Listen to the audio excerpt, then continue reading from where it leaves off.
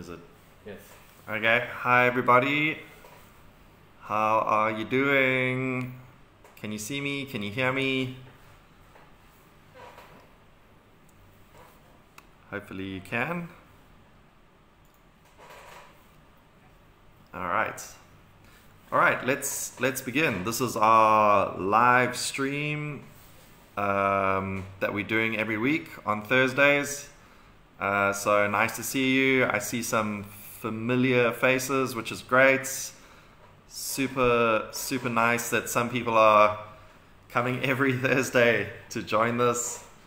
Hopefully it's helping your IELTS practice or your English practice. Hi. So yeah, hopefully you're all doing well. I hope you don't have, hi Cherry, hope you don't have coronavirus yet. And hope you're looking forward to the weekend, which will be quite hot, I think. Hi everyone, hello Summer. Sorry, I can't read all your names because they're in Chinese and I can't read Chinese so well, so hello Summer. Hi everyone. So today we are going to look at IELTS speaking part 3. Last week we spoke about IELTS, we introduced IELTS speaking part 2. So this week we're going to introduce IELTS speaking part 3 and we'll do a couple examples and then let's see if we have any questions. Please, if you guys have any questions about, hi Jasper, and if you guys have any questions about IELTS or English or anything about me or whatever you want, if you guys have any problems, let me know. I'll try to answer them.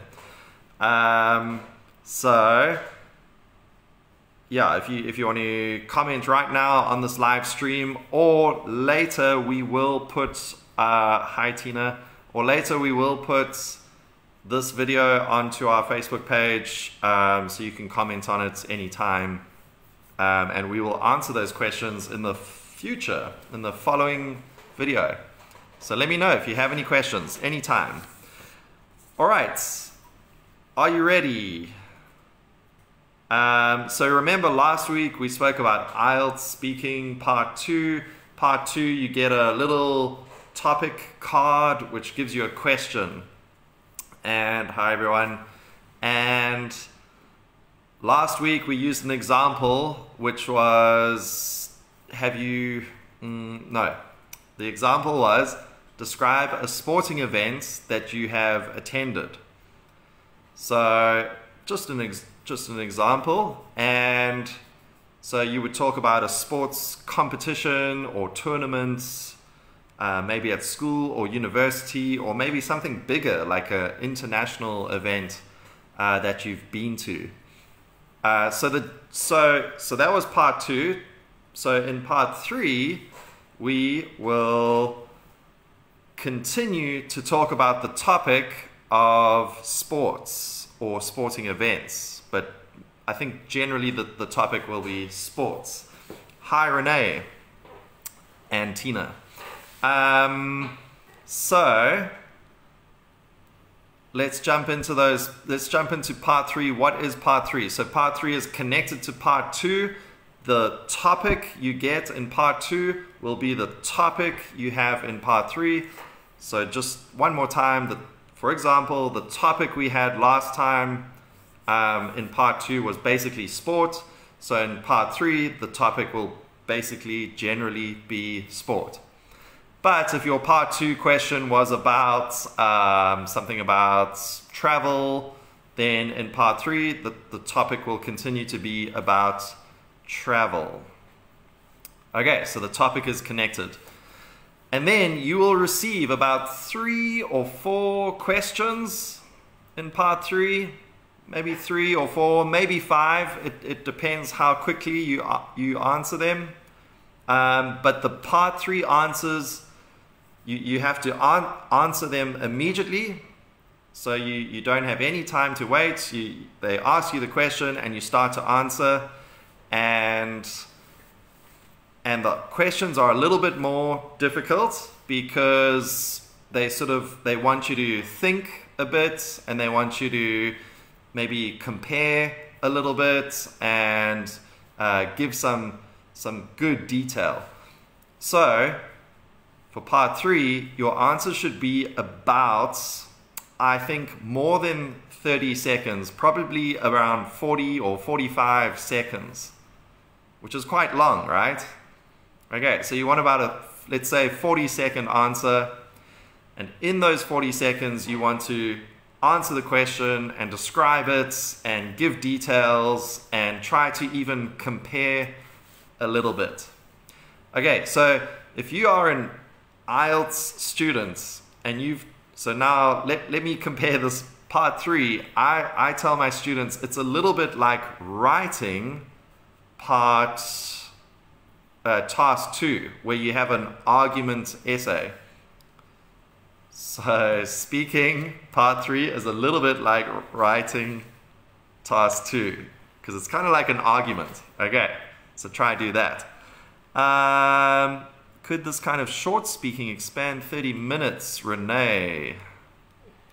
She mean the live streaming. Oh, do you mean this little online lesson?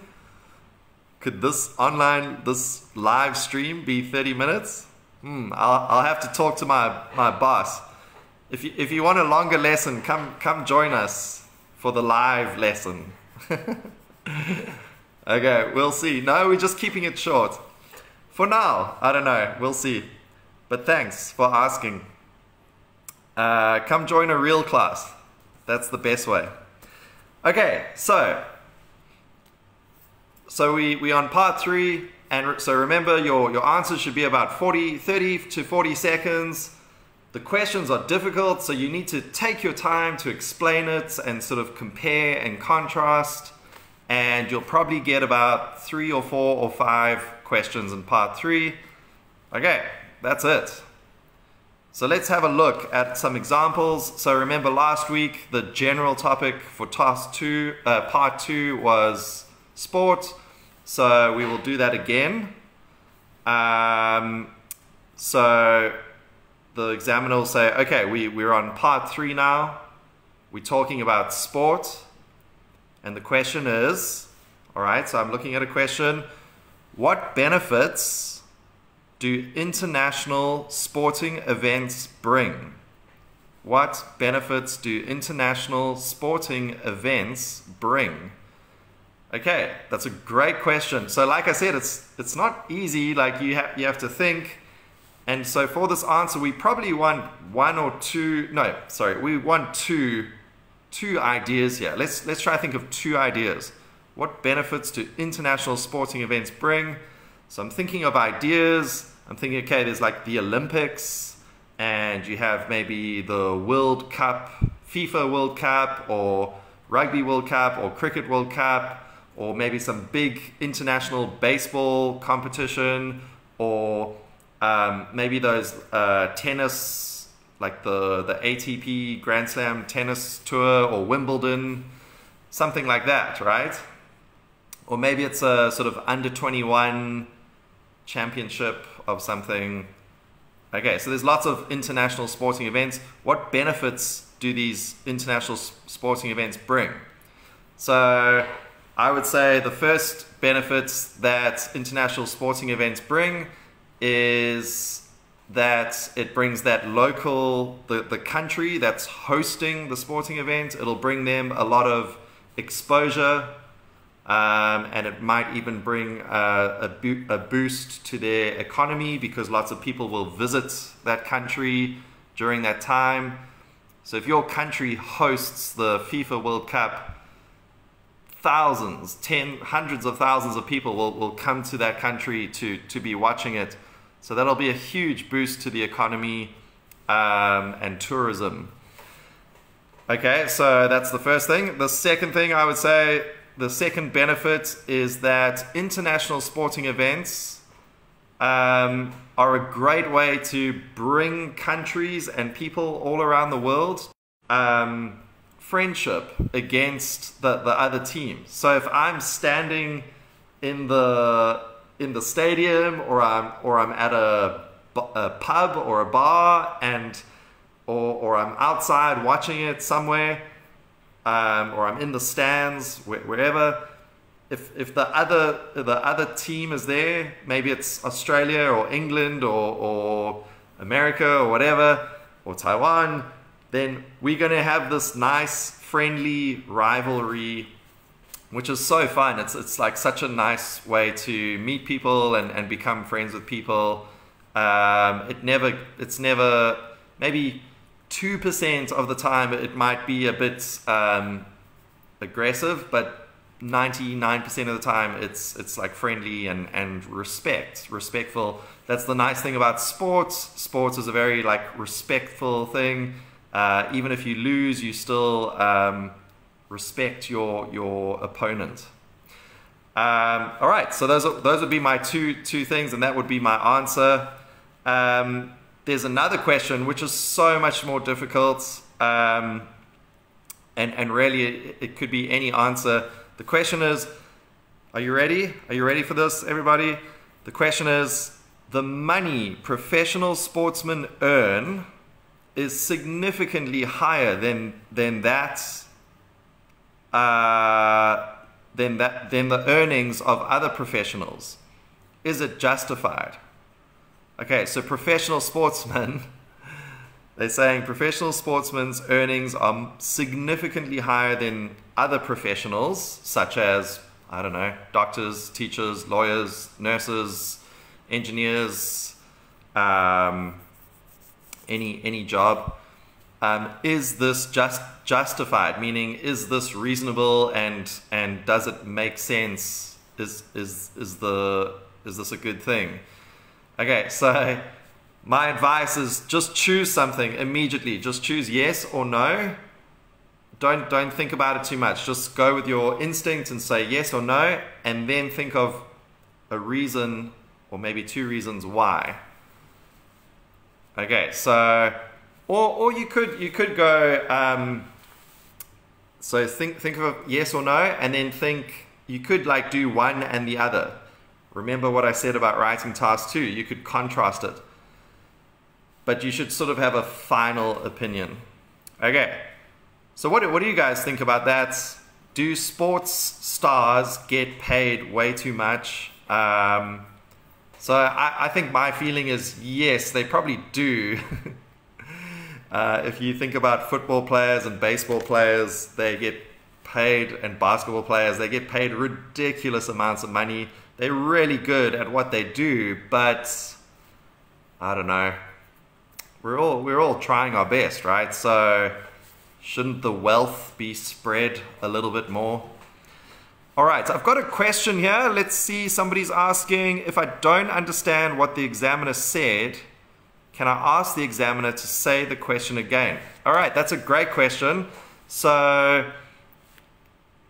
in part 3, if the examiner asks you a question, can you, and you don't understand it, can you ask them, sorry, I don't understand, can you say it again? So I think that's fine. Especially in part 3, that's okay. You can ask the examiner to repeat the question. So maybe you didn't hear it, or maybe there's one word you didn't understand, or you just didn't get it the first time. So in part 3, I think that's fine. I think in part 1, you should understand all the questions, and if you don't, that's not so great. But in part 3, if you don't understand something, you can either A, just say to the examiner, sorry, do you mind repeating the question one more time? Or if there was a word that you didn't understand, you could say, sorry, I didn't understand the word XYZ, can you repeat it? Or you could say, sorry, can you rephrase the question? Rephrase. In other words, can you say it in a different way? I think all of these are fine as long as you only do it once, maybe twice. But yeah, remember, it's normal for humans to not hear somebody the first time, and it's normal to not really understand something. So if you want to ask them to repeat it, I think that's fine, especially in part 3, maybe not in part 1. Somebody's asking, what is more important between fluency and content? Ooh, that is a good question, because I guess the answer would be fluency, but content's also very important. So basically, you are being judged on your skills of speaking, your fluency, your ability to talk naturally, to have the correct word at the correct time. Your sentences are grammatically correct generally. So fluency is very, very important. Whereas your answers, like what you are talking about, is like, you know, you don't have to have the best ideas, and you don't have to always have the right answer, you know, so fluency is more important, but content is so important, because if you have better ideas, then naturally the way you explain them will become more complicated. So if you can take a good idea and express that and explain that with good, rich vocabulary and good fluency, then that shows that your level of speaking is much, much better.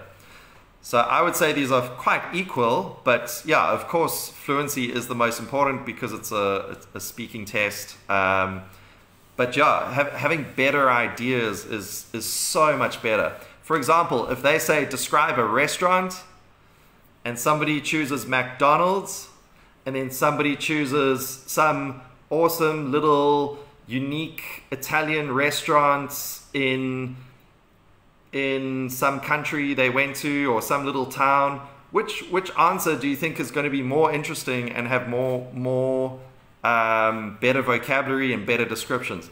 Definitely this one. If you talk about McDonald's, you're just going to talk about burgers and French fries. That's like you know, that's like elementary school English. So definitely choose. So content is important. Does that help? Give me a yes if it did help. Maybe it's gone away. All right.